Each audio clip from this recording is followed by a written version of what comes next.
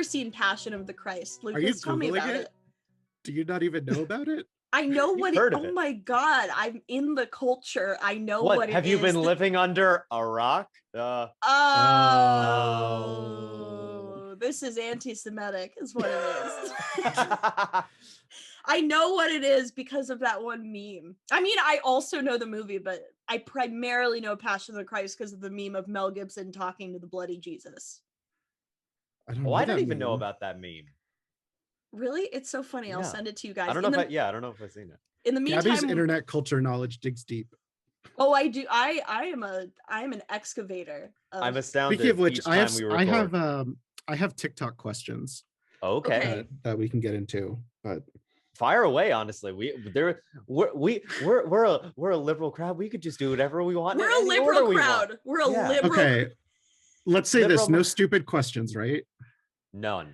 No, there Are we are, but recording? you should only ask them. Yes, we are recording. Speaking of, Okay. everyone, welcome to Two Nosy Meerkats. Welcome. Welcome. I'm Gabby Jordan Brown. I am Lukas Arnold. We have an especially special guest for you today. We have a comedian, writer, musician as well, who composed the intro music that you just listened to a minute or two ago. Please give a warm round of applause for the effervescent and talented Nick Cohen. Woo. Wow, thank you. I don't think I've ever been described as effervescent before.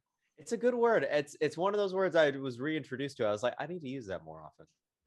Effervescent is a good word. Yeah. Yeah. I will say I'm not 100% sure what it means, but I think it means smells nice. Ooh. I have no idea. I actually don't know. I just know it's positive. You just used a word and you didn't know what it means. Nope. I do not do my research. I never do. You could just use any old word. Please give a round of applause to the homophobic Nick Cohen. Could have been where you're fucking afraid of but water, right? positive words like homophobic. You got it. Yeah. Yes, positive words. Like, Yeah. well, it depends on the kind of homophobia you're talking about. Some homophobia is Yeah. more The positive. good kind, obviously, with Nick Cohen. I'm trying to pull up this meme of I just sent it to the Of Mel chat. Gibson. Of Mel Gibson talking to the Okay. bloody Jesus. Let's take a look. All right, I'm pulling it up in the chat. Download. Oh, Okay. okay. I have seen this image. Oh yeah, no, I've seen that. Yeah, I've seen that. Wait, sorry, 1 second, you guys. What's going? Oh, Gabby needs to pee very often. This is Well, the now thing that that just she's happens. gone, Yeah, now it's just the bros. I can really but- dig into it. Yeah, wait. So, tell me about your TikTok questions. Do you have it? Like, what's going on? Yeah, but I kind of want Gabby to be here because I think Okay, she's gonna fair enough. We'll I think save it she'll for them. ridicule me for them because they're words Okay. that she uses a lot. I see. Well, first off, can you show me just a little bit, like, about your voiceover studio? I'm so curious. Are you in like a closet? What are you? I don't even know what I'm going to show you because it's literally a walk-in closet Okay, that I like hung moving blankets up. that's good. That's And- really good. Yeah, like that's about all I can show you because literally that's all it is. That's cool. It's so small. That's good. I was originally going to like put up like actual like paneling and stuff, Mhm. but it's such like a weird shaped room and I do actually still want to like keep all my clothes and stuff in here. Right. And yeah. then I was like, I realized I had all these moving blankets from when I moved. I was like, I just Okay. hang these up. Well, I also know that people just use for voiceover studios, they use just their clothes that are hanging up in the closet as sound dampening, and it works really well. Yeah. I don't have enough clothes to actually just use clothes. I probably have like Ooh. 7 shirts now that we're in quarantine. Really? Wait, so 7 shirts. how many That's a shirts did you have record. before quarantine? I don't know, 8, 9. What happened to the 8th? I moved to the desert and I got rid of the long sleeves. Oh, okay. I thought you were gonna Yeah. say like COVID took my 2 shirts. That's a symptom Yeah. I know about. Is it steals shirts. Some people lost relatives. You lost clothes. Who could compare sadnesses between people? Everything is equal. Everything is equal. Sorry guys, there was a grease fire on my stove. So I Oh, didn't go goodness. attend to it. Yeah. It Okay, wasn't so, more random peeing. Yeah. So for any of the really loyal listeners, this was not a bathroom break for Gabby. This was a grease fire on the stove. Please keep your tallies accurate. We will be circling back later. Anyway. There's one thing we've been wanting to do, Nick, potentially for the Patreon, which is have our listeners start drinking games for us. And if one of them isn't drink every time Gabby pees in the middle of the podcast, then everyone's fucked up, because I don't think I've gotten through a full recording in a long time without needing. Yeah. You've been okay for the last like 5 episodes or so. Like, it's not been his outfit. Yeah, not I think so. It's because I haven't been drinking my coffee in the middle of it, but now I'm back. Now you are. Now we're back on form. Nice. What I like about that drinking game is that the more you pee, the more the listener ends up peeing from all the drinking that they have to do. You're right. So it's kind of just like a vicious circle that you're creating. Yeah. Also, who's to say maybe I wasn't peeing to put the grease fire out? Oh, so you're adding a little bit of an element of espionage to our drinking game. We're like, oh, we need to dig deep into the details. It's like a Big Brother kind of thing where there's cameras all around the house just to see where I'm peeing during this recording. Not the bathroom, somewhere else. Just like, oh, they'll never catch me. Who pees in the bathroom, honestly? This is what we got a balcony for. Yeah, come on. We got a bathtub. Exactly. Some of you have obviously never been Amazon delivery drivers. Gabby. Oh, wow. Oh, yeah. No, but Gabby, I wanted to ask, have you ever tried, and if not, will you ever try a shiwi? You've heard about these? A shiwi? Is that a kind of massage? I'll take a shiwi if you're offering. Yeah, basically, if you are a human with a vagina, it is basically a funnel that allows you to point where you want to pee, and you can do it standing up. In much more situations where, if you have a penis, you would. And but so do you have to like attach it to your urethra or something? Because that sounds kind of painful. You got to get it surgically installed. Yes. No. Basically, you put it over like the whole vulva, I guess, and then you just pee, and then it just goes through. Yes, where do you think it goes? What do you mean? You just said the whole vulva. Where do you? Oh, yeah. Well, I mean, like it would sort of encapsulate. It would like cover the whole area, and then you could just worry about peeing. Oh, instead of just like it's like putting a beanie on. Yes, it's just like putting a beanie on. It's exactly like that. You do it in the fall. You do it to show you're gay. Hipsters have started doing it all the time. You just see people using shiwis in coffee shops. I mean, it's crazy. Wait, Lukas, what's the use case for this? Like, when would someone use one? I'm imagining that a lady somewhere was like, you know what? I want to pee the way dudes pee, and just invented like a special funnel just for that.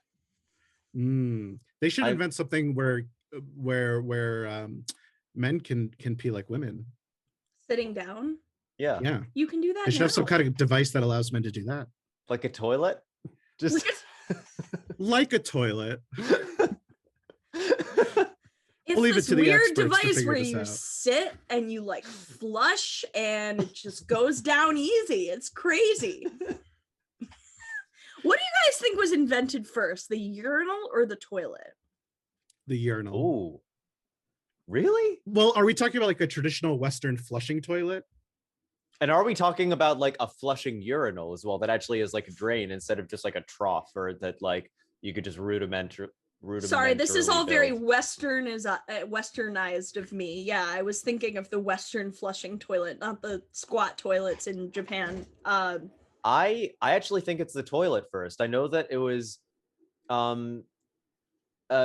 Kit Harington's like ancestor, like John Harrington, for which like it's named the John after, and he was in like the 1500s or something, and that was like the first flushing lavatory. And I think that came first before the urinal, because like otherwise like someone would just like pee against a tree or something. Like but you could just like put a bucket down and pee in it and call that a urinal. Yeah, like a chamber pot.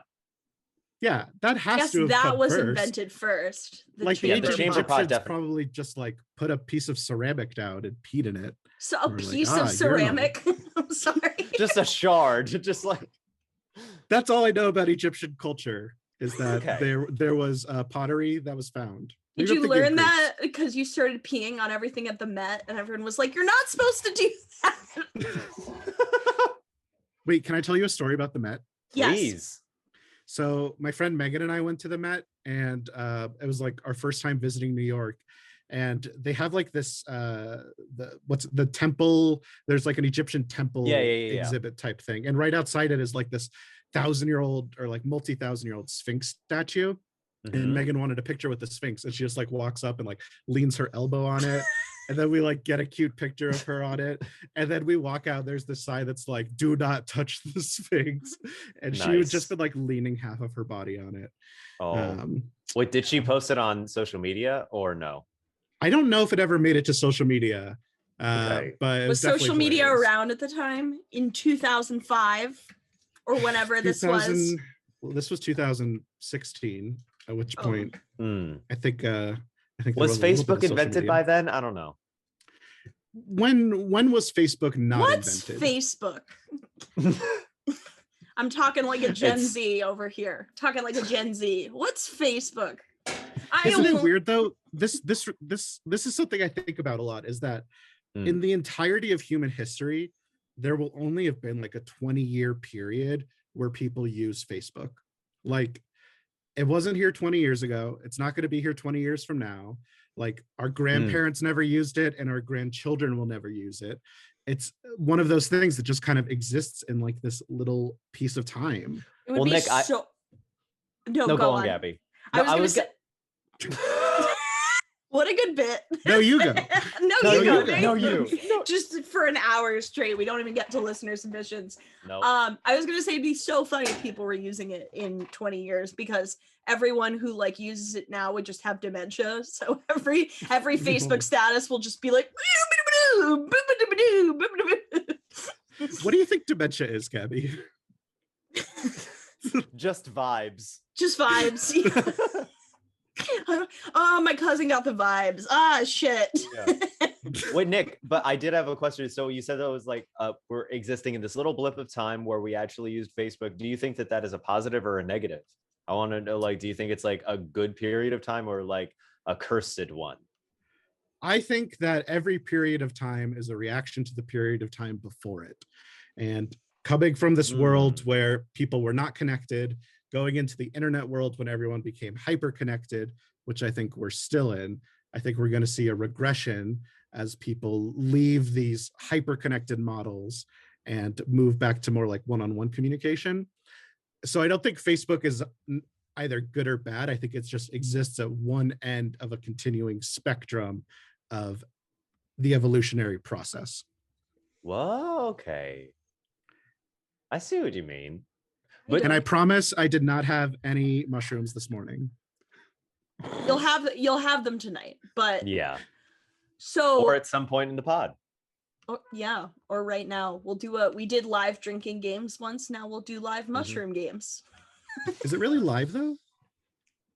What, this? Yeah. Nick, you're on the air right now. Yeah. Oh my God. Hi, everyone. Dial in. Let's hear your questions. Dial in. I have thought about setting up a voicemail line where people. By the way, 1-800 Meerkats. Yeah. But by the way, speaking of mushroom games, that actually sort of leads into something I wanted to talk about. I can't wait until like listener submissions. I need to talk about like the Wario's cake poem that we actually got to the bottom of, like the origins of it, which is actually a boss level of Wario's World, I think it was, or something like that. So Nick, if you don't know, basically last week we got a listener submission that was it was an erotic poem about Wario from the Mario franchise. Oh. And was it good? It was, yes. Yeah. I mean, it's not that it was good, it's if it rivals Shakespeare. That's the question. Yeah. I mean, did Mary Oliver write it? Maybe. But yeah, it's good. Yeah. But yeah, was that Divya's episode? No, it was Vanessa Jackson. Yes. Oh, what did Vanessa think of the poem? Oh, she loved it. Astounded. Everyone loved it. Great. She was aroused. Great. She was captivated. She was all of the above. The only one who loved it more was Wario himself. Yeah. Oh. But Nick, it was a boss fight from Wario's World for the Nintendo GameCube against the boss Dino Mighty. If anyone was curious, that's what, and we totally missed it. Yeah, I mean, I wouldn't know. But Nick, who do you play in Mario Kart? I always play as Bowser or his equivalent Dry Bowser. Dry Bowser? Yeah, it's like Bowser who wasn't very good at moisturizing, which is Um, interesting because then that means that the regular Bowser is really good at moisturizing, which is just like a piece of canon that doesn't need to exist. But I've decided it does exist. Bowser's 12-step skincare routine. I'd love to see Bowser's Goop. Just like Bowser's There's Goop. Goop. You got to make that the episode name. yeah. Bowser's these got a different, like- candle based on his junk. Yeah.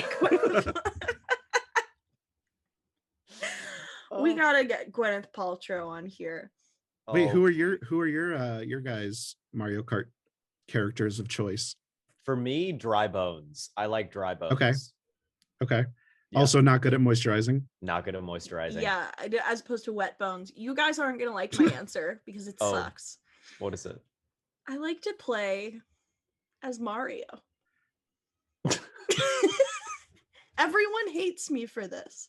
Every day I see a TikTok that's like, if you play Mario Kart as Mario, you like should go to hell. And I'm like, Wow, I think it's so just that Mario aggressive. is such like a neutral choice. Like it's like you're Yeah. not making a commitment one way or the other. I disagree. I'm very emotionally attached to Well, Mario. then discuss. What Well, okay. In every Mario game, they always make him like kind of good because he's the titular role, right? So like his Mhm. skills have to be really solid. He's adorable and he like I don't know, he's just got the most boppity little vibes about him. Like I really relate to him and I respect that he landed himself a hot little princess. Like good for him. Mhm. I will say in recent years, I've also started playing as the babies and Oh. like baby Mario and baby Luigi. And the reason for that is because their tiny cars are really good for drifting. Like you can kind of get anywhere with them. Okay. Everyone wants to Okay. play as their favorite characters, but nobody wants to respect the rules of the game. Yeah. To be fair, I value drifting a lot, and that's what Dry Bones is really good for, as well as like his signature cart. Like it's really good for drifting. I gathered that. Oh, I'm so gonna get canceled for admitting I play as Mario. Yeah. That's what's finally gonna do it for you. Yeah. It's finally gonna do it for me. Fuck. The other day, Aaron said to me, he was like, "Don't you need to have more of a following to get canceled?" And I was like, "Yes." Also, fuck you. That's mean. That's really mean. Isn't this fear of yours illegitimate? Shut up. It's wish fulfillment. Oh my god. That's Oh my so- god. Oh. So Nick Cohen, you are in Arizona. Mm. I am currently in Arizona. What's that like right now? It's definitely warm, but it's beautiful. You know, I grew up out here, so it's nice to be back. But yeah, just kind of living in this weird like in between state, trying to figure out like what's next in my life, and figured coming out to Arizona for a bit would kind of hopefully help me with that. Have When did you get there, and how long have you been? So I initially went to stay with my parents in Phoenix last April, right when things got really bad in New York. Mhm. And then I just moved to Tucson 2 months ago. So I've kind of been like back on my own for 2 months. Gotcha. Yeah. When do you start your socially distant improv class? I start on Monday. Oh, Tomorrow. that's so exciting. Ooh. I'm really excited. Wait, are you Uh, teaching or what are you doing? No. So apparently there's this improv theater in Tucson that started after I left college, and I came back here and I was like, oh, this is really cool. I did not know this existed. And they're doing like a socially distant, COVID safe improv class. And so I was like, why not? So I'm starting that up. And I'm pretty excited. What do you think about doing Cool. outdoor improv? It is outdoors, right? No, this one's indoors. Oh, cool. Okay. 'Cause Yeah. I was gonna say it'd be crazy. Like I've never done outdoor improv, I've done outdoor improv with Brian and TJ before. but was that just like you guys in the park fucking around, or was it like a class? Yeah. Yeah. Was it in the serious park or was fucking it around. funny?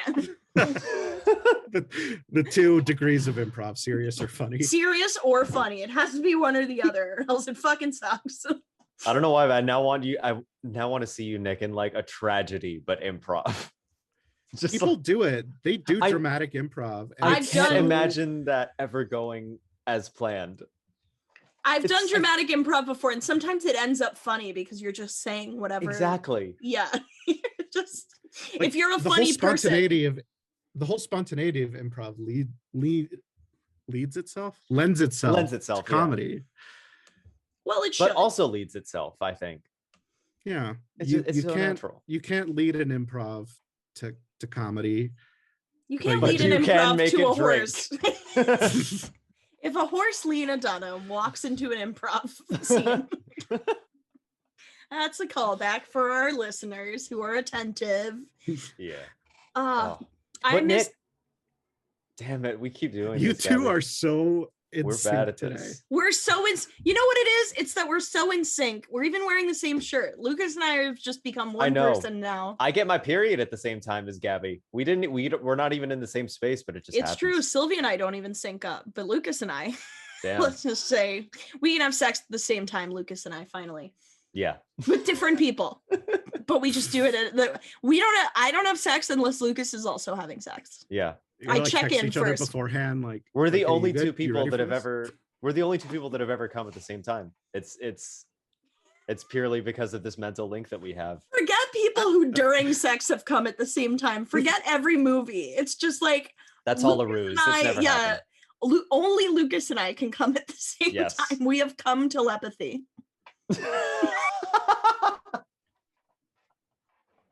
Anyway, go on. I forgot what I was gonna say. I have no memory of it. I'm sorry. I just have come telepathy in my head right now. Well, me Wait, too. can I ask you my TikTok questions now? Oh Yes. yeah. Please do. Okay, so I say this. I am not very hip to social media these days, and I never really got aboard the TikTok train.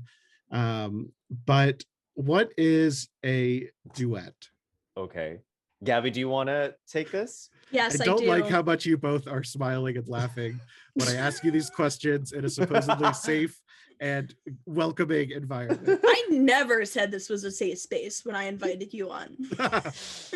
I never implied such a thing. I said we are going to eviscerate the shit out of you. No, a duet is, how do I explain this? It's when you take somebody's TikTok, there's a little button where you can say like, I want to duet this. And your face is on one side of the screen while their TikTok plays. So some people use it to do like blind reactions, right? So somebody puts up a TikTok where they're like, I'm jerking off to a picture of Lucas. Lucas can then go and duet it and be like, I'm blind reacting, watching this person jerk off to a picture of me. Oh my God, never thought they'd come to that part of my body. Or it could be like, let's say the always the weenus. Always the weenus. Let's say somebody is singing a song, musical TikTok, right? You duet it and you can like harmonize on top of them. So that's all a duet is. It's pretty straightforward. And you guys will be singing at the same time. So as the first person who made the original video is playing, you are recording while watching that. And then once it's finished, the duet is finished, you guys will be singing at the same time. And does the other person know you've duetted their Once it's video? posted, that person will get a notification saying, oh, Okay. this person duetted your video, check it out. And it's then much they can like a watch it. duet in real life. Yeah, Yeah. you sing a song with someone who doesn't know it, and then they find out at the end. Yeah. A non-consensual harmony. Wait, so can you harmony. duet a duet? Like Yes, Yes, you someone can. posted- You can. It can And go those on will- forever. And those, there are very often chains of duets. One of the best Wow. ones is like a woman made a TikTok saying, can we stop it with the duets where someone just adds nothing to the original duet and it's them just watching? And then it like evolved into like this huge chain of like, so another thing with duets is you can choose how you want it to be oriented for the viewer. So like you can have like the original video and then you next to that person, but you can also have the original person on top and you on bottom. And so you can change how you want it to be oriented. And then the next person who duets can also change. And so that evolved into this huge video where because of like how the shot was framed, like the original woman would be standing, but then like someone else would be like her legs, and so they would do it with only their legs but oriented so it looks like, and then another person will be like a boom operator next to them, and it evolves into like this huge thing. It's the duet cinematic universe. Exactly. Okay, this actually sounds really fun. It Maybe I is could really get into fun. this. It gets really creative. What are you gonna duet though, Nick? I don't, like I'll duet a Lukas video. Oh. Which one? I have never watched any of them, so I have no thoughts on that. I'm not on TikTok. I will. Well, don't worry. He has 2 million other followers to watch him. He doesn't need your I follow approval. Lukas as a friend. That doesn't mean I need to follow Lukas as a content creator. I follow Lukas physically behind him every day. Why do I need to follow Lukas on TikTok? I'm already looking through his window while he makes them. Yeah, jacking off to his weenus. Look at it go. Just like to his weenus. Now that's a compliment. I feel loved. I feel you seen. You are so loved, so seen. So wait, Nick. So where did you hear? So if you're not on TikTok and you don't follow me, the Lukas, the Great and Power, how did you hear about duets, and what other TikTok terms are you aware of that you don't know about? I don't know where I've heard duet. I think just in like everyday conversation. I think probably from Gabby also. Okay. But the other one I always hear is like a POV video. Oh yeah. And Gabby does talk about those a lot. And I'm still not 100% sure what one would look like. Oh, we can do one right now. It's like, okay. It's POV videos. Half of them are just wish fulfillment. So it'll be like some guy who's, I don't know if he's actually a hot guy, but he's probably hot for like 16. And he looks at the camera and like makes a sad face. And it's like, I'm your dad and I just saw you die. Like, and I've tried to these are serious. I tried to protect you and I couldn't. And it's just this guy being like, oh my That's God. one POV video. The second is like girl being like, I won't take the vaccine, so I will be killed. And it's just her getting like whooped in the face. And then there's others that are some of my favorites that are like, you're walking down the aisle and I'm watching you, TikToks. I think it's that people, I think I'm more confused than I was. Yeah. Well, there will be like a little bit of text. This. There will be a little bit of text on the screen saying POV, I'm your girlfriend. And like the woman in the video will be talking to the camera, and you, the viewer, will know what it's like to feel like that person's partner or boyfriend. And so they'll be talking to you and you'll get to like pretend, I guess, or see what it's like. Okay, that makes sense. I'm gonna forget everything Gabby said and just go with that. Well, that's what you do anyway. That's what I do in this relationship. I take Gabby's words, I make them palatable. I forget about it. She's the old ball and chain over here. I tried to say ball and chain yesterday and I accidentally said bag and chain. The old bag and chain. Please. Not the bag and the chain. No. Haven't you ever tied someone to a bag of potatoes with a chain? That's the same thing as like one of those balls. Yeah, pretty much. It's heavy. That'll do it. What are those balls? Like, what do you call those? Like a ball from a ball and chain. Jeff. Jeff Ball. Jeff Ball. Jeff Balzos. I don't know. You only see it in like cartoon prisons. Was that actually ever used in prisons? I feel like it must have been, or else we wouldn't have the expression. Yeah. So I just Googled ball and chain and I really hate the image it just came up with. It's a guy and he's got like a ball and chain, but he's playing with the ball like a basketball. That is the least effective ball and chain I've ever seen. He's just like, I'm going to take this off and go shoot some hoops for a while. That reminds me, wasn't there like a game in like the 90s or the early 2000s where it's like a skip it or something? Like you'd put something around your ankle and then you whirl it around and you would have to jump it with your other foot. Yeah, it's called house arrest. Yeah, that's a skip it. Oh. Skip it. No, I know what a skip it is. Yeah, those were fun. I had one, I think. I always wanted moon shoes. I never got them. Did you ever see those? The yeah. ads for those? Aren't those the ones like in cartoons? They always said like if you jumped on moon shoes, like you would go to space. Am I thinking of something else? Yeah. I think they would do that in the commercials. Yeah. Commercials used to be so effective. When I was like 4, I was literally like, I want to buy every toothpaste, like every single one, every candy, every refrigerator. Commercials used to hit. Every refrigerator. Every single one. 5 refrigerators in my house. My mother's crying. She can't put me through school. She's got too many refrigerators. I love that. What like really grabbed you? I know you said like candy and shit, and you were like all the toothpastes, all the refrigerators. Like that so wasn't what drew my eye as a kid. I was all about like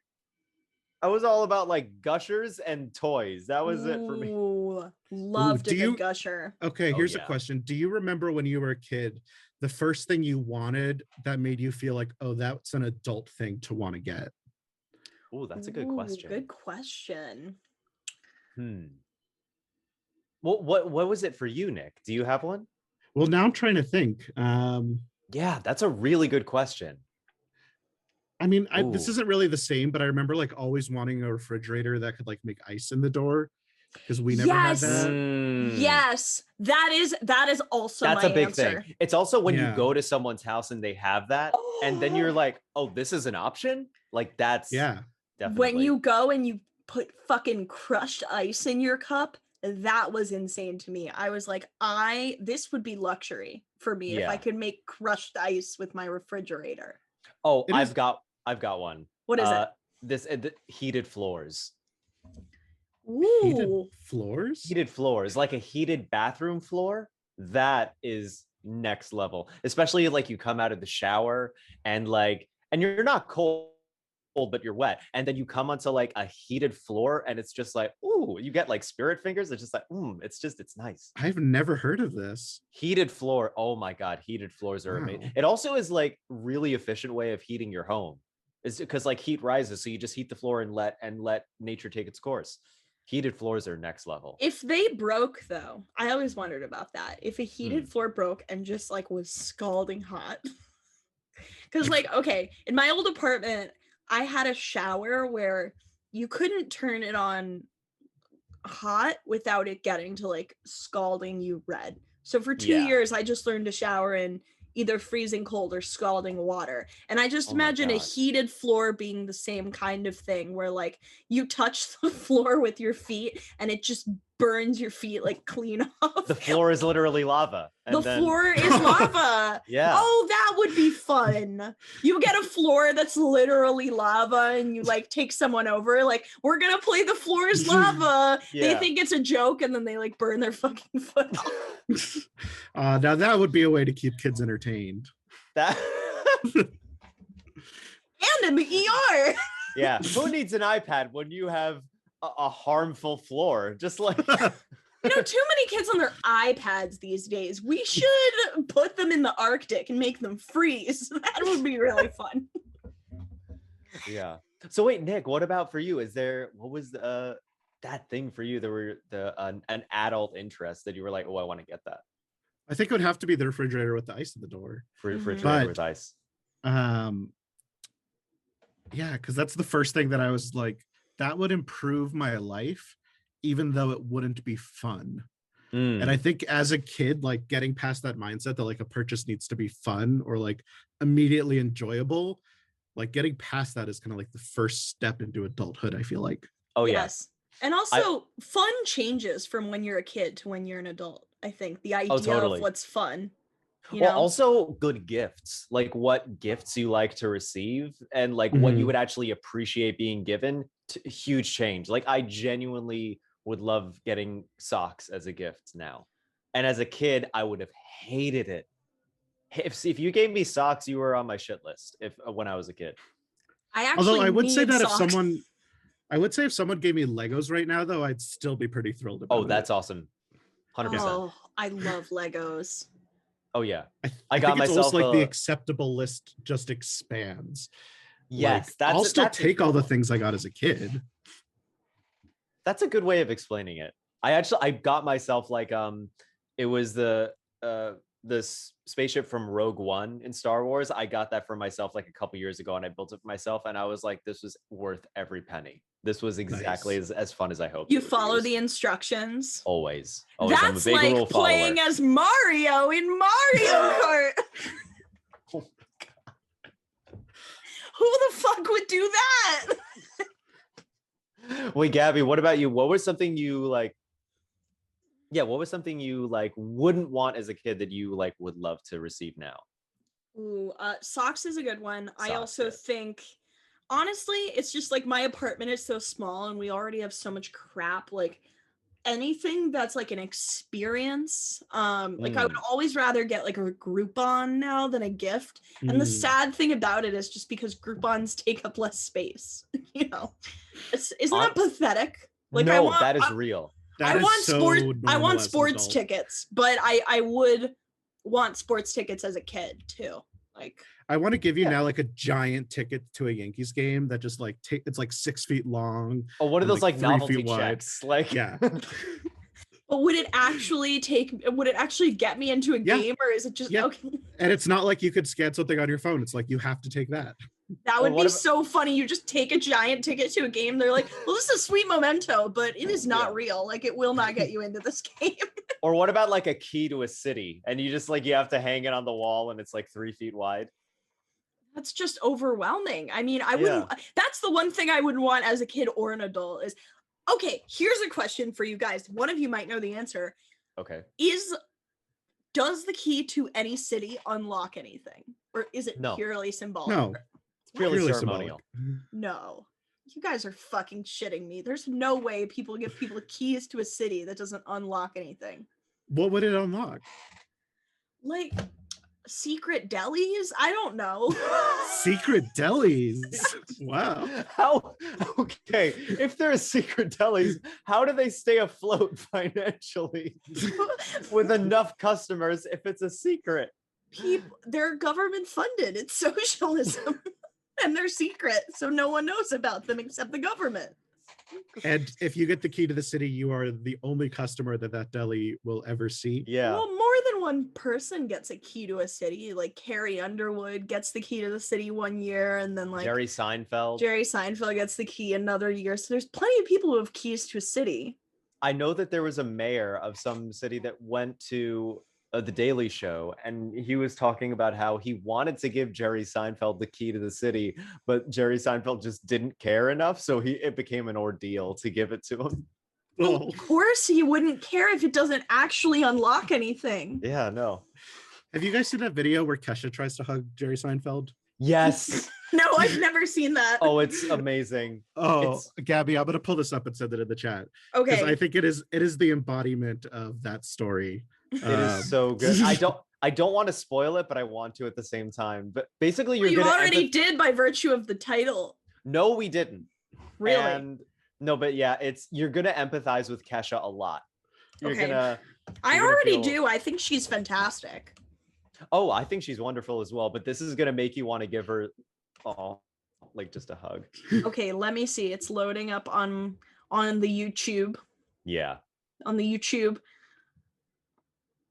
For anyone listening and watching, this is Gabby watching Kesha trying to give Jerry Seinfeld a hug, and you should look it up on YouTube as well. All right, so Jerry's talking. God, he looks terrible. Oh my God. No, thanks. Oh my God, he just turned her away. It's because she was over 17, let's be honest. Whoa. Oh. Jerry, if you're listening, come on the pod. This was like 30 years ago. Oh yeah, you're right. That was 30 years ago. Yeah. Oh my God, we're getting old. We are getting old. So Nick, means we can't date Jerry. We can't. Yeah, I know. I mean, I was too old a long time ago. Nick, yeah. I wanted to ask you a while back. I just remembered. I really miss doing improv with you, Nick. For listeners, Nick and I met doing improv together. I want to know: do you have a favorite memory of us doing improv together, or improv in general? that you've occasionally thought about during the pandemic? The first thing that comes to mind is when you joined our indie team, Just Gravy, and we brought you to like the first rehearsal just to like see how you'd fit in with someone with the team. And like the first scene we did, I don't even remember what it was about, but you came out like a bat mitzvah girl and just like so embodied it and was just like so into it right at the start that I was like, holy shit, like that is a level of commitment that I have not seen before. So that's one of my favorite ones, but also we did so many fun shows together. I will say that one time we were in the basement of the Triple Crown as unpaid intern, our 2-prov team, and we did like the history of cereal. I remember that. We'd like cut into like different historical scenes around like the inventions of cereal and things like that, and then like cut back to being lecturers, like telling the audience about it. That was a really fun one too. I think my personal favorite is we did a scene in a museum, and the tour guide was Helen Mirren, who was different than Helen Mirren. Everyone got her confused with Helen Mirren, but her name was Helen Mirren, and she was a totally different person. That's the joy of improv. If you've ever heard me shit on it, I take it all back, because that Helen Mirren scene was, if you've never been in the basement of like a disgusting bar, 2 people in the audience just chit-chatting with 6 of your friends, fucking dying at the words Helen Mirren, you've never lived. Okay. Yeah. What did she look like? Did she I think she was young. I think she was like supposed to be in her 20s, and she was she like, did look a lot like me, suspiciously. She looked like Nick. She had glasses, you know, she was tall. Wow. Yeah. That is fast. That Oh my God. Nick's really tall, for those who don't know. How tall are you, Nick? 6'4", 76 inches. How old were you when you first hit 6'4"? 3. It was probably end of high school. I remember around like 3rd grade, I surpassed my sister. So my sister's 2 years older, but she's 5'1". And so there was like, we're very opposite height wise. And I remember like the period where I became taller than her. And it was like, I have control in my life again for the first time. That is a big moment. Did she like bully you before that? Definitely. Like, I mean, it was always just like older sister, little brother, like, you know, bossing me around, telling me what to do, like, you know, taking my toys, stuff like that. Wait, can I ask, like, Nick, did you ever have, growing up before you were taller than her, were you like, I'm going to be taller than you one day? And she was like, no, you're not. And you were like, yeah, I am. Did you ever have that? I don't remember a specific conversation along those lines, well, but because although I'm an only child, I have a friend that I've had like since we were babies, and like closest thing I have to a sister, her name is Charlotte. And growing up, she always was like, oh, you're never going to be taller than me. And she's quite tall. And I was like, yeah, I am one day. And I am now. This is a male experience, because I remember the first time I realized I was short, and that was a really crazy time for me. Like, really? I was really tall when I was in 5th grade, because I was taller compared to everyone else. And then I think it was like our 8th grade school photo. I had this total complex where I wanted to be in the back row, because you know how everyone in the back row was like the tallest person in the school photo. And so I, you know, I stood in the back row immediately. And then this guy Reeves, who's such a dick, he told me, he was like, no, Gabby, you have to get in the front row because you're the shortest. And I was like, no, I don't. And we like got into it. And then the teacher came, not even having heard the fight, and was like, all right, Gabby, we're going to put you in the front row. And Reeves just gave me the shit-eating grin. I'll remember it for the rest of my life. And I just sat in the front row, like fucking stewing. My picture was probably like, like this. And then I came to terms with the fact that, like, I'm definitely just a small person with probably a big personality, but I'll 5'3". Probably. You think about it. A mid-size personality. What's that, Nick? Are you only 5'3"? I'm only 5'3". Can you believe it? Wow. I always thought you were taller. Me too. You just have tall energy. Me too. You just have tall energy, Gabby. I do, but I don't. I don't have intimidating tall energy. I wouldn't say intimidating, but definitely tall energy, I think. I think you have more tall energy than me. Oh, definitely than me. Definitely more than me. What energy would you say you guys have? What height? Oh, I give off short energy. I do. And I know because when people see me in person, especially after only seeing me on TikTok, they're like, whoa, you're a lot taller than I thought you would be. I remember you said one of your like Hinge or Bumble dates or whatever was like in shock that you were tall, or they said they thought you'd be taller. I can't remember. Maybe, but yeah, it was me. It was you. Yeah, you were my long lost Hinge date. My forever Hinge date. That's how we learned. Why don't you text me? I'm sorry. I'm in a relationship. Yeah. Terrible. But if I make a video that shows like my whole body, people are like, wait, how tall are you? And then I reply, I'm like 5'11. Then they're like, no, you're not. You're 5'5. And I'm like, no, I'm 5'11. Fuck would just say, no, you're not. No, you're not. Oh, yeah. Okay. No, I'm not. Sorry. This happens a lot. It's happened at least a good few times. Commenters on TikTok are so funny. They're always like, I know what's actually happening. Here, let me tell you. No, you're wrong. No, I'm right. Okay. Forget it. It is interesting because I've never told anyone I'm 6'4" and they're like, oh, no, you're not. Like, I've never had that experience of someone like not believing my height after telling them.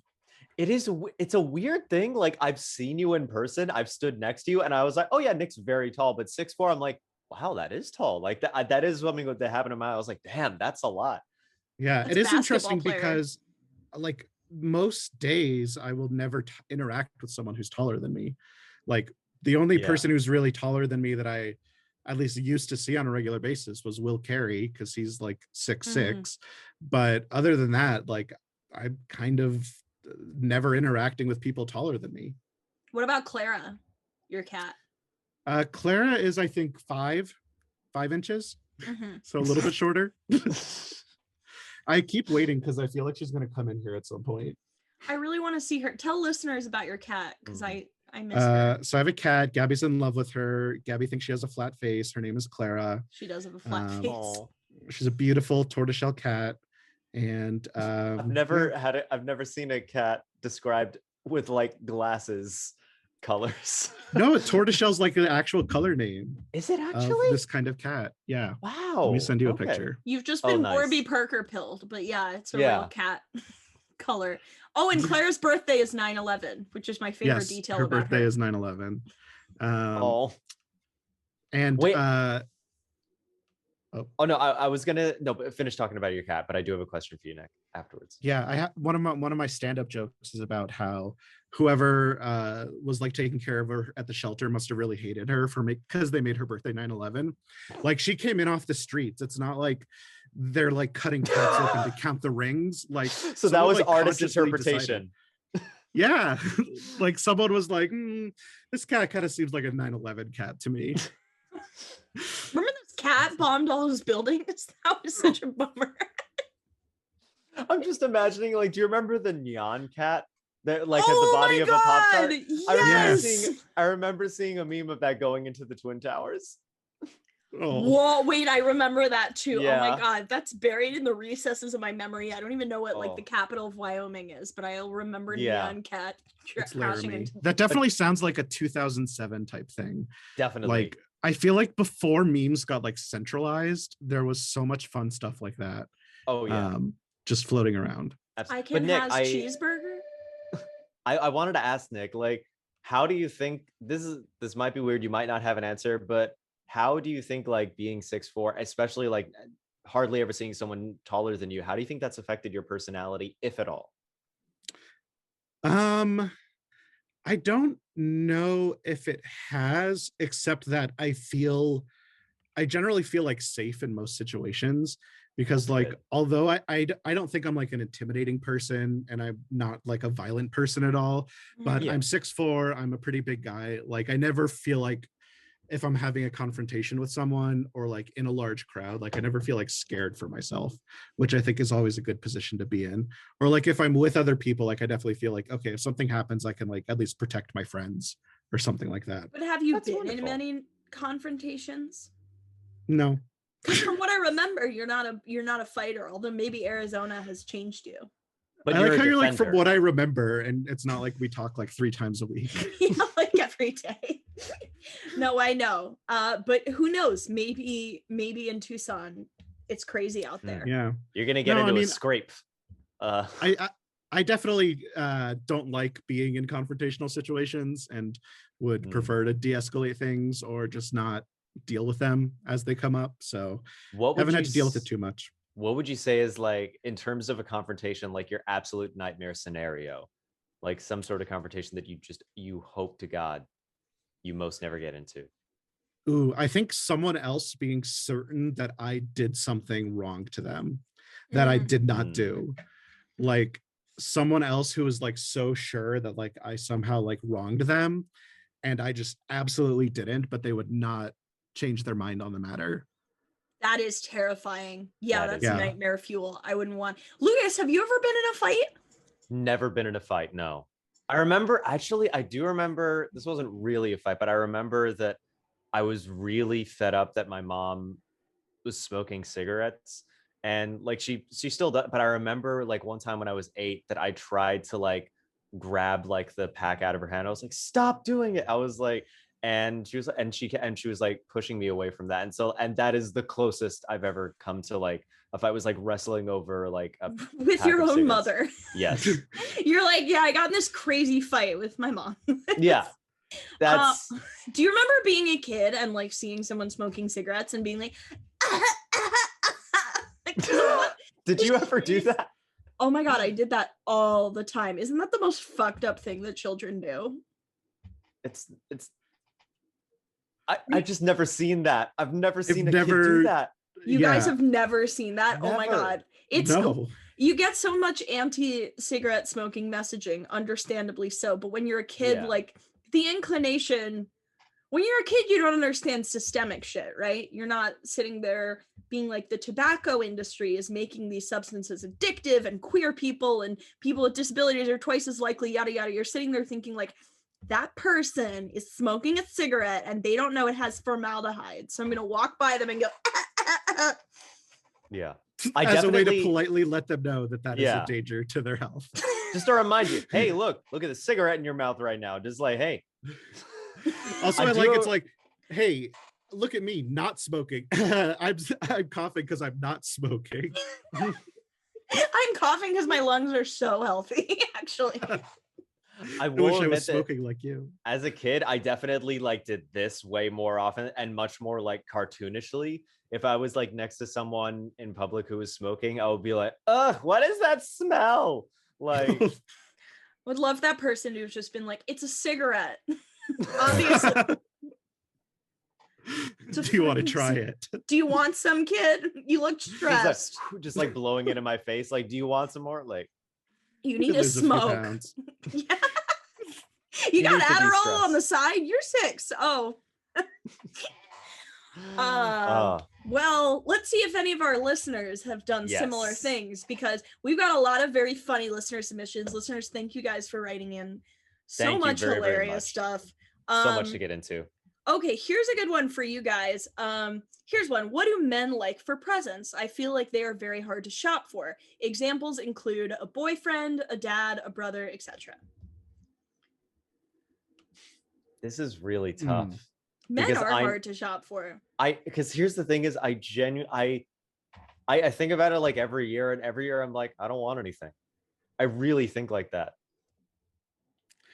I think for me, and obviously every guy's different, but the perfect gift in my mind for anyone really is something that person would never think to buy for themselves. So like, you always want to think like, what could improve this person's life or, you know, make them happy, but it's not something that they would ever go out of their way to spend money on for themselves. Yeah. And I think part 2 of that is, as a guy, I think sometimes there's like an avoidance of getting guys like something sentimental, but I think that guys can enjoy sentimental things too. You know, sometimes things are just like a keepsake, or, you know, something that reminds you of a special moment or a special person, and it's okay to do that too. That's a very good answer. And something that I remember getting as a gift was that I really liked making cocktails, and I got a shaker with like a stir and the whole thing, and I never would have thought to get that for myself, and I really enjoyed it, and I use it sometimes. So it's definitely possible, but it can be difficult. Yeah. To Nick's point, I think it's interesting, like, you go to shop for a guy, like I would shop for my dad, and all of the gifts for men are like beer, axe, flamethrower. It's like there's nothing. So to Nick's point, Did you it's ever like, buy Axe body spray for your dad? I meant like a physical axe, but no, Oh. did not buy axe. I was like, what a spray. specific body spray to call out. Well, I mean, specific until you remember what all the boys in the 6th grade locker room were like spraying on themselves. But when my dad stopped drinking, it was especially hard to buy him gifts because all I knew to buy him was like scotch and stuff. And then I was like, fuck, what's left? But to Nick's point, it's like getting gifts is a sentimental thing by nature. So that's why it's easiest to buy gifts for people you're around more often, because you hear little things like, oh, wouldn't it be cool if I got this? And then you like can jot it down.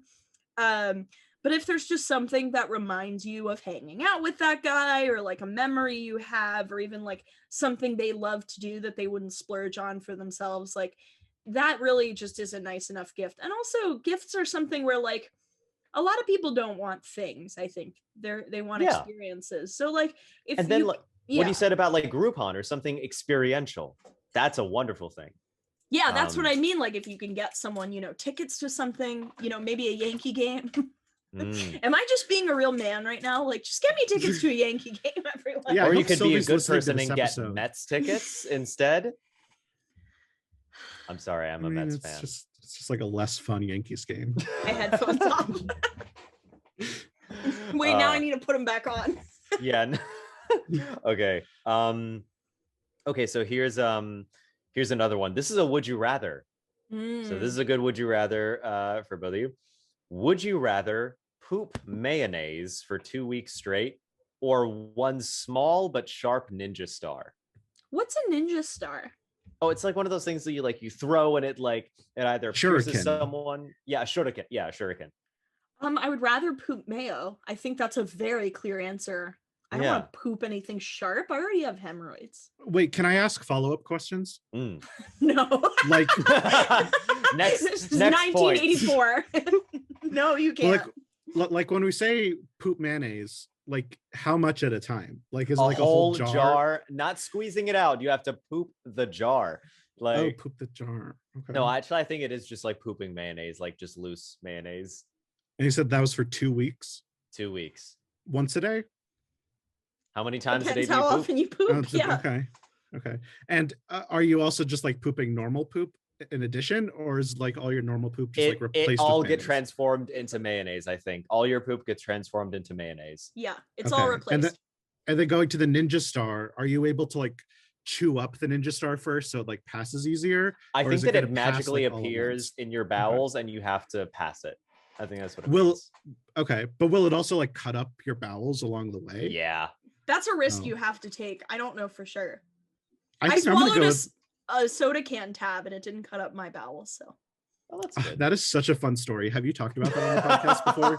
I've actually never talked about this on the podcast. So great. Well, it's my episode. So I think that I would definitely choose the mayo. Good. I think I'm definitely going mayo as well. Yeah, who would poop a ninja star out? Yeah. Just to touch briefly on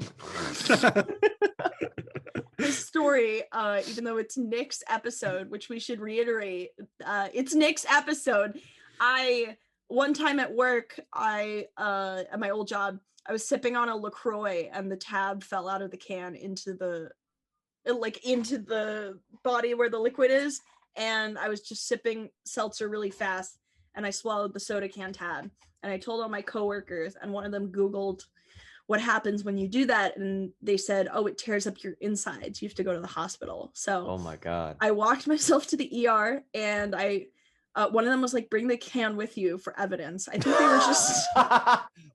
they were just fucking with me, but it scared I think it's so they could reattach the tab to the can once they got it safely out. Perform surgery. Honestly. I walk into the hospital. I'm like, I swallowed soda can tab. They led me into a room. They made me take a pregnancy test, which I don't know what I was pregnant with. What can. did they think that the Mountain soda Dew. can tab was gonna grow into a whole can?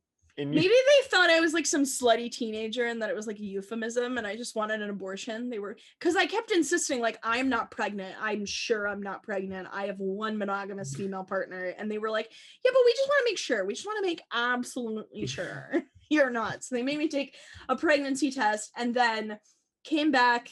Doctors did x-rays on me. The x-ray technicians were like talking amongst themselves. One of them said like he was taking his daughter to a Pink concert. The other one was like, who's Pink? It was very alarming.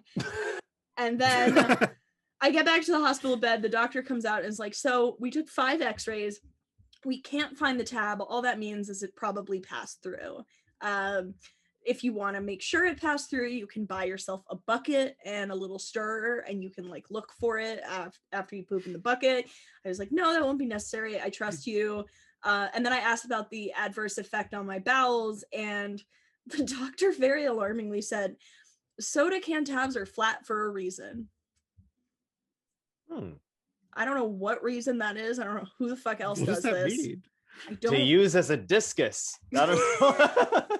I don't know. It haunts me to this day. Anyway, I would much rather poop mayonnaise because I've already basically pooped out a Ninja Star. TLDR mayonnaise. Yeah. Great question, listener.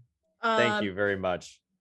All right, everyone. We've got a phobia here that we can analyze and make fun of. For about 4 Nice. years as a small child, about 3rd grade to 7th grade, or ages of 8 to 13 for non-Americans, I had the extremely distinct feeling that there was someone right behind me. I can still summon that feeling if at will, if I choose, but never as intensely or consistently as those 4 years. Ooh. This is I could definitely interesting. say that I had something similar to this, in that when I was a kid, probably around that same age, my parents really liked watching like those like FBI's Most Wanted shows and stuff like that, where they would do like dramatic reenactments of like criminals like breaking into people's houses and like hiding in the closet and then like murdering everyone when they went to sleep. And so I kind of developed this fear that like no matter where I was in my house, like there was someone like behind me or like in a closet near me who was just like waiting for us to go to sleep so they could kill us all.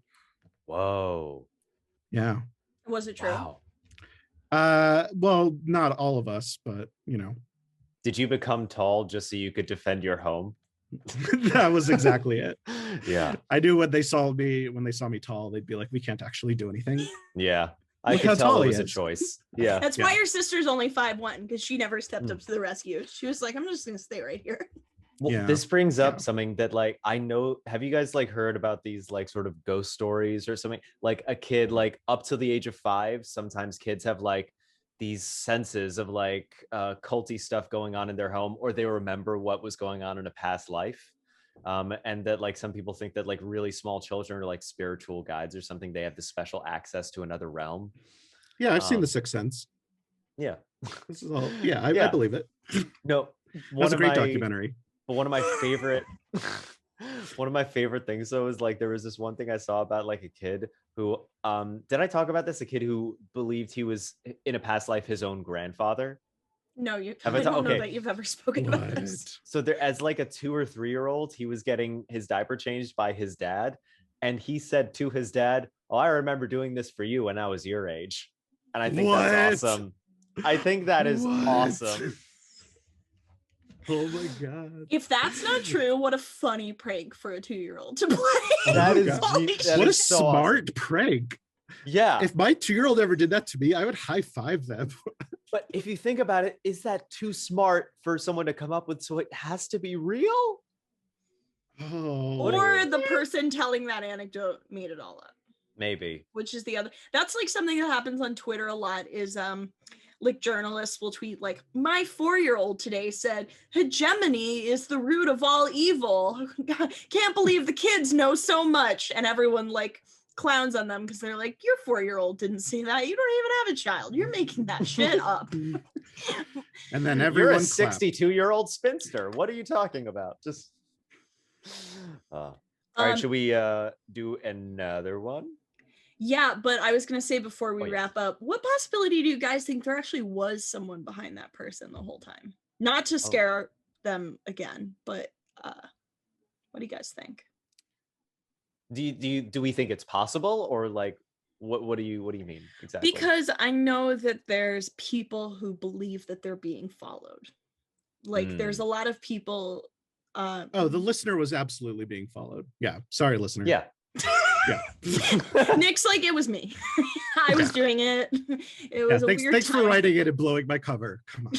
Now I can't do it to any other child between the age of 8 and 13. Write in with your applications to have Nick follow you. Okay, yeah, let's do another one, shall we? Yes, we'll do one more, which is about a week ago, me and my friends were calling on Discord and we wanted to read a fanfic, and we chose to read a Dora smut. And no, when someone brings up weird fanfics, all I can think of is the Dora smut. And I'm guessing, obviously, Dora the Explorer, and or just their friend Dora. Could you imagine? I mean, I think that's kind of on them for deciding to read a smut about an 8-year-old cartoon character. Yeah.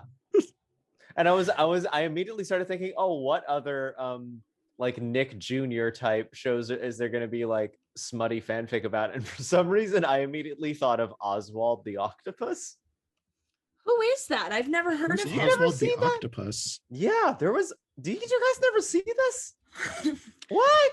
Oh wait, I just Googled it. It looks slightly familiar. Oh, this does look slightly familiar. Yeah, this dude.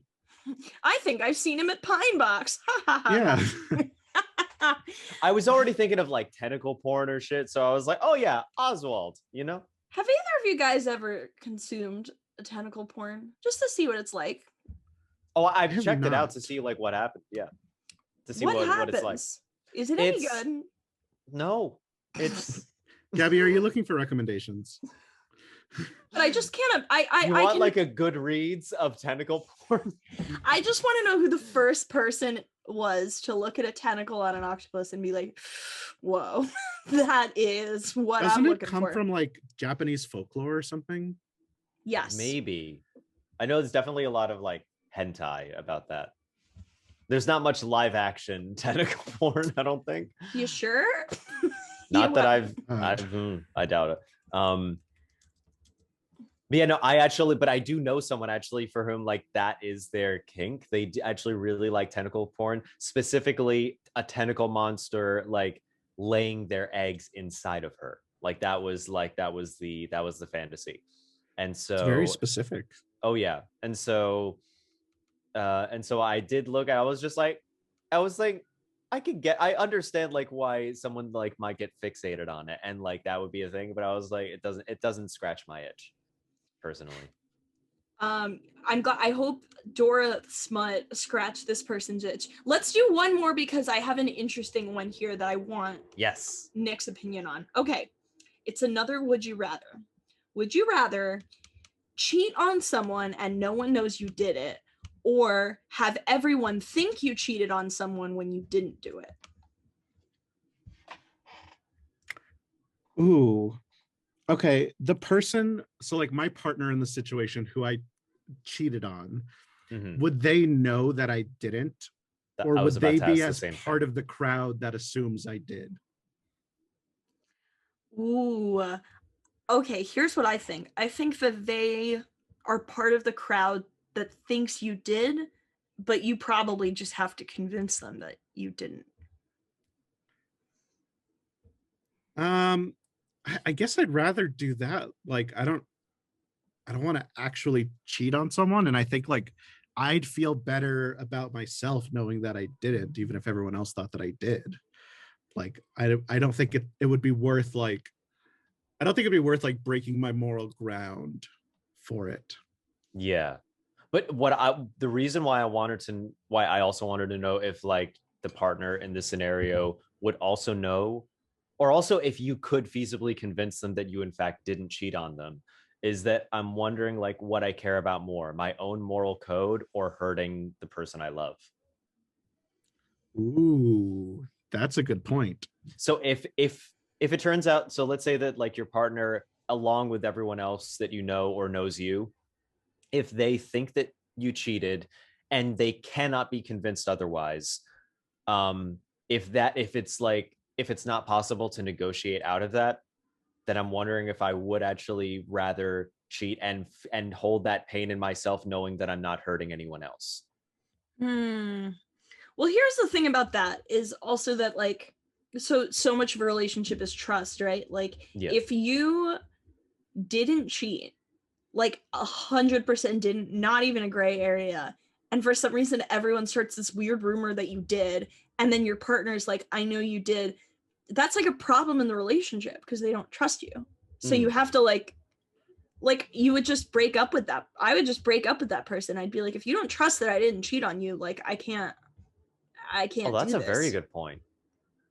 To an extent, there's like no one wants to be a cheater. Like no one wants to be cheated on, but that fear cannot overtake your entire being to the point where you just don't trust your partner to do anything else. Like you can't just lock people in a cage and throw away the key.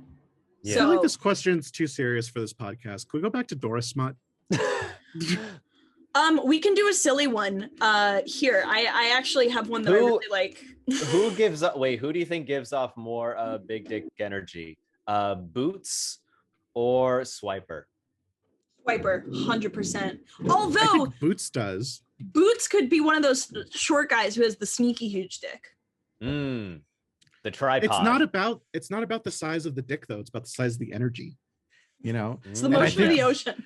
Boots is so like cocky and out there and unafraid of the world, whereas Swiper's like trying to like lean back, not be seen, like do everything sneakily. Like Boots will grab the world by its horns and just run with it. So I think it has to be Boots. But have you considered that Boots is a child and Swiper's a grown man? Do we know that Swiper's a grown man? Well, have we also considered this, that Swiper, let's assume that Swiper has a big dick, that gave Swiper the reason like, oh, I don't need to work on my personality or work for anything else because I've got a massive cock, therefore I can now be a thief. Like that was the logic that he went, maybe. But wouldn't the big dick get in the way of the swiping at times? Like you accidentally poke the person you're swiping How from? big is it, Nick? How big is it? What? This is bigger than his whole body. Oh my god! I can't even steal anything. My dick's too big. What? I'm just bringing up possibilities, okay? That's what this is about. There is a man in all possibilities. There's a man in Mexico who has a 19-inch penis, flaccid, and he can't have sex. We talked about this, right? No, we haven't, but I actually know exactly who you're talking about. It's all foreskin. They did an X-ray of his dick. It counts, Lukas. What are you talking about? It's not like taking steroids. It counts. No, but like, oh, never mind. No, go on. I want to hear this insane perspective. I know that like scientists, they did like an X-ray of it, and in terms of like the actual shaft, the actual structure that was like the dick was actually only like 5 to 6 inches or something like that. Okay, well, you're a bit of a purist here, considering that I think foreskin. I'm a dick sommelier. I'm is like part of the dick. Yeah. What do you think of Dick this, Nick? sommelier is what you want to be touting yourself as. 100%. Put it on my social bios, all of them. Dick sommelier. Okay. Does it count, Nick? Is foreskin part of it? Yeah, that's like saying, oh, your fingernail isn't part of your hand. Well, yeah, but if I was saying that I had like, I don't know, like a 4-inch middle finger and like an inch of that was all fingernail, I wouldn't say the fingernail counts. I would say it's only the actual, yeah. I guess I see your point. Like if someone is like 6'8", but they have a giant afro. Exactly. Same thing. Let's put it out to the listeners. Listeners, write in. What are your thoughts? This is interesting. This is an interesting debate. I like Write in on the foreskin. Yeah. I did want to read one more because I think it's fascinating. Okay, one more. Wait, real quick. Is there a subreddit for meerkats? No, but I think there We should have be. A subreddit. We should have one. Ooh. That's a good idea. I would post questions. Listeners, make one for us. No. Do our listeners know what Reddit is, or are they just on Discord? Ha ha ha! What's the deal with kids? Anyway, my friend. My friend Sarah never stops talking, but now she got the vaccine and I can't stand it. Apparently, there's a term called vaxhole, which is someone who gets vaccinated and doesn't shut the fuck up about it. This girl needs a slap in her not so damaged lungs. Wow. That is interesting. Well, the thing is, I want this person to get the vaccine now and go overboard with it even more than this vaxhole already is, and give them a taste of their own medicine. I will say though, Johnson I and can Johnson kind of branded. I could see I can see how someone who's been like so cooped up mentally and like physically throughout the past year and then like gets a vaccine could like over talk about it just from like the sheer like psychological and like physical relief of knowing that like things are coming to an end. So I could kind of see that point of view on things. But I think also it's okay to slap your friends when they're being out of line.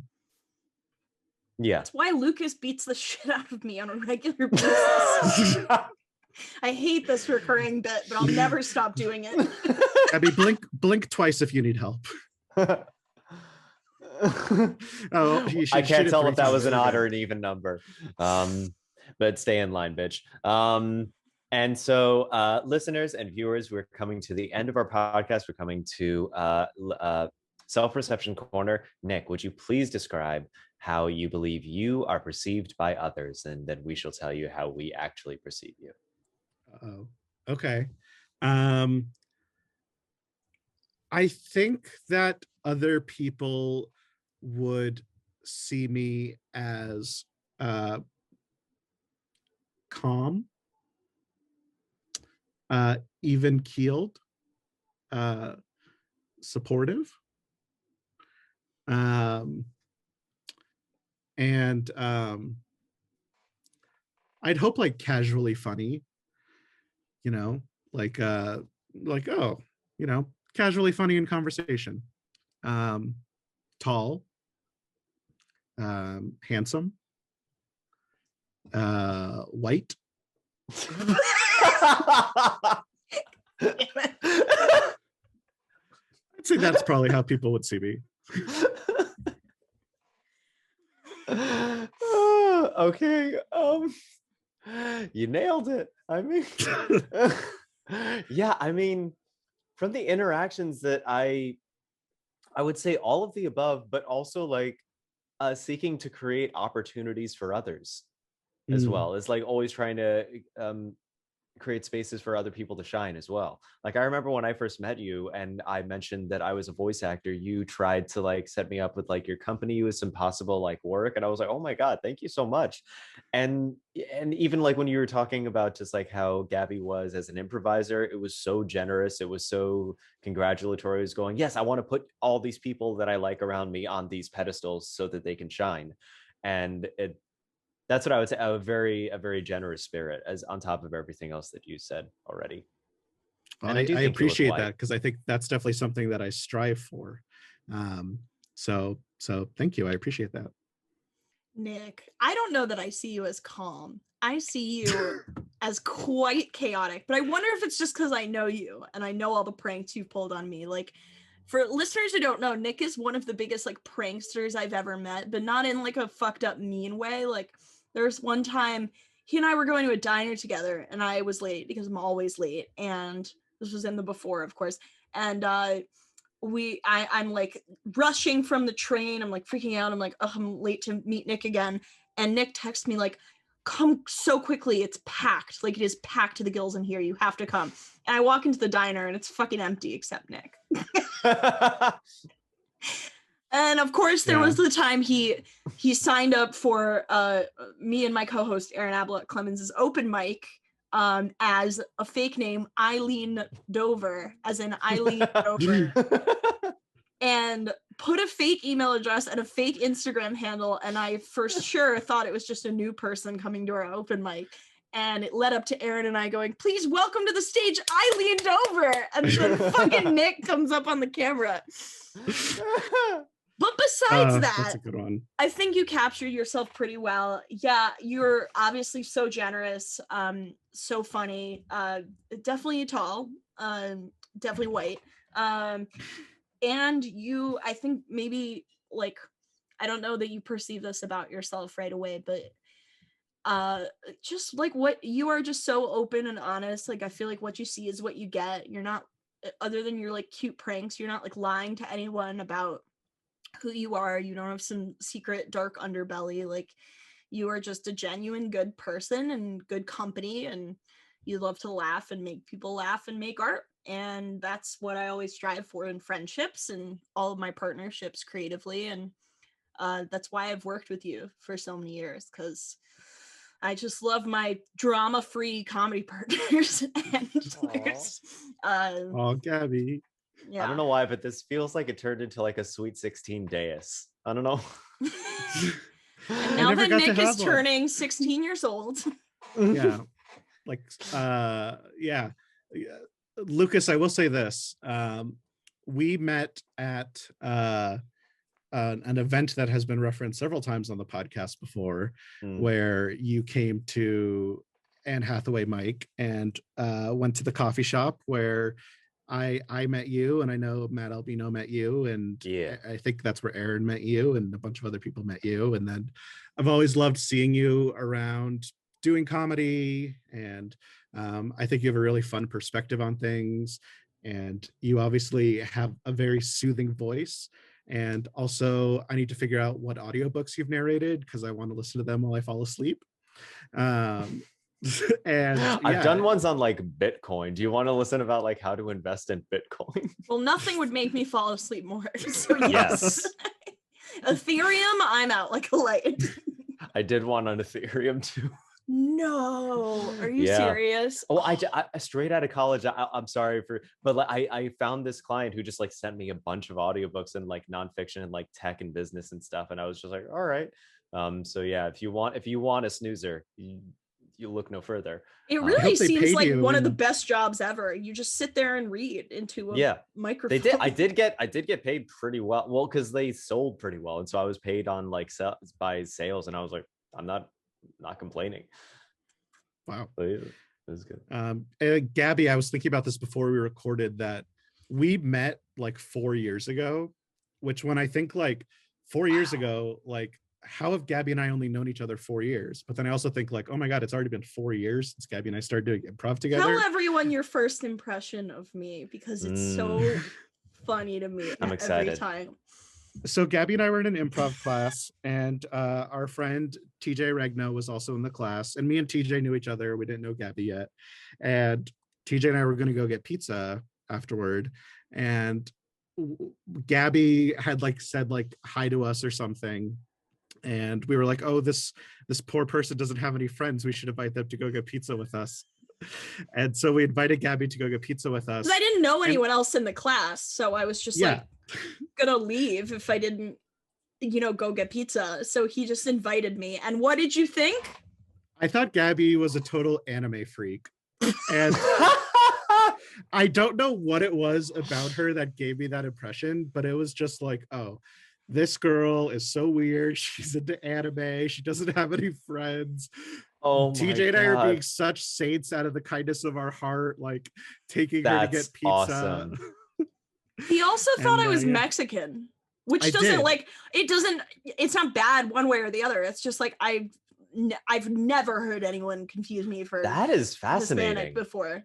There was just something about your face in that day that just looked Hispanic for some reason. I was tan. I just like clocked it. Yeah. It was when I walked in and I was like, hey, que rico, huepa. Please continue. Please continue. No, Sylvia's gonna come out from the other room and throw me out of the house for mispronouncing everything so bad. But, oh my God. Yeah, but then Nick, what complimentary thing were you gonna say to make up for all of that? Okay, let's see. You just start buffering and it'd be like, oh, I run out of time. Just and that's our show. No, I mean, we obviously did a lot of improv together over the years and a lot of stand-up together. And I think I've just always liked how much you've like pushed me to like keep trying new things and to like go to mics and do shows and all this stuff. And you really like gather people together in a way of like Lukas was saying about me, and I know that Gabby, we've done so much work together that I think it makes sense, but like creating spaces for people to come and perform. And I know I miss producing shows with you so much, and like doing our stuff at the pit and just booking comics we like, and avoiding drama, like you said. You know, just doing comedy because it's fun and we like the people. And when it's not fun and the people aren't fun, just like knowing when to say, like, I don't want to be doing this anymore. Yeah. One way in which you have been a very calming presence in my life is like whenever we'd produce together, you would just always reassure me that everything was going to be fine. Like, first of all, I knew you were going to be on time. Nick is chronically on time for everything. Like, if a show started at 6:30, Nick was there at 5:30, which is like unheard of for comedy producing. And there were times like I've produced with other people and like maybe we wouldn't get a good turnout and they'd be like, oh, I mean, whatever, like this is so sad, this sucks.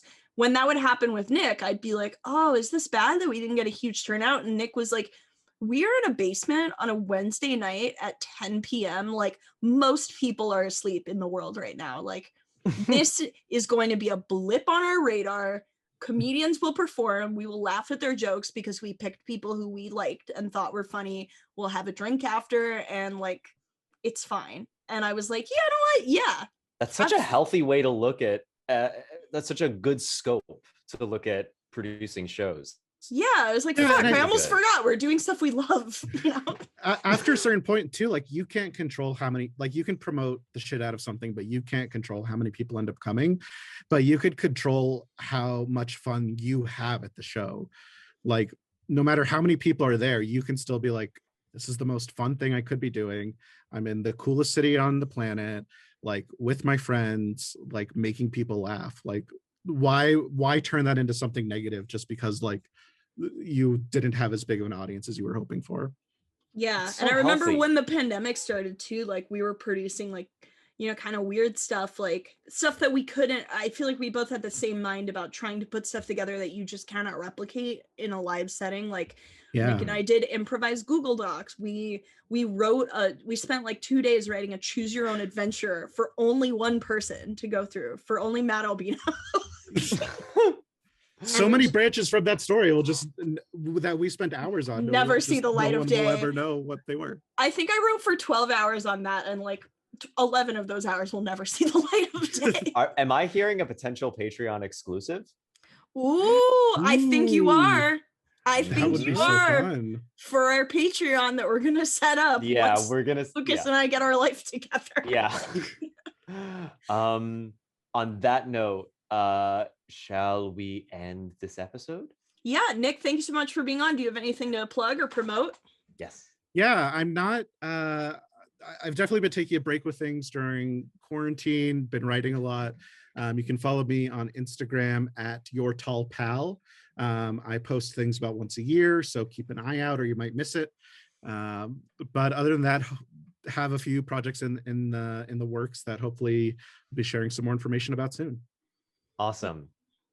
Thank you, everyone. And remember, play as Mario if you like it. Don't let the haters fuck with you. If you identify as a Mario, as someone who mains as Mario, let it out. Talk about it. Let your identity shine. And thank you again, Nick, for coming on the podcast, and we will see you next week.